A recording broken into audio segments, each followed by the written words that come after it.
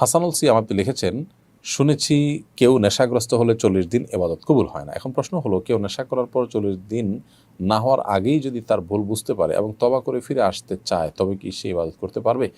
প্রথম কথা হলো, ইবাদত তো করতেই হবে তাকে। পারবে মানে কি? ইবাদত করতে শুধু পারবে না, ইবাদত করাটা তার জন্য আবশ্যক। 40 দিন ইবাদত কবুল হবে না এই ভেবে তিনি যদি 40 দিন নামাজ পড়া বাদ দিয়ে রাখেন, তাহলে তো ডাবল গুনাহ হবে তার। কবুল না হওয়ার ২টা অর্থ আছে। ইবাদত কবুল না হওয়ার একটা অর্থ হলো যে আল্লাহ সুবহানাহু ওয়া তাআলার কাছে সেটা, একটা অর্থ হলো যে বিশুদ্ধই হবে না। আরেকটা হলো যে ইবাদত করেছেন সেটা কাগজে কলমে বিশুদ্ধ হয়েছে, বাট আল্লাহ তাআলার কাছে সেটা অ্যাকসেপ্টেবল হবে না।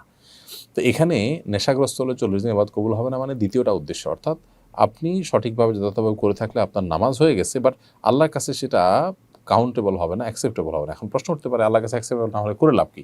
উত্তর হবে যে আপনি করে দায়মুক্ত হলেন অন্তত। আপনাকে আল্লাহ নির্দেশ করেছেন, নির্দেশ পালন করেছেন, সেই কাজটা অন্তত হয়েছে। আল্লাহ কবুল কি করলেন কি করলেন না সেটা তো আরেকটা বিষয়। তো এইজন্য এরকম পরিস্থিতিতে নামাজ বা অন্যান্য ইবাদতগুলো আমাদের ঠিক অব্যাহত রাখতে হবে।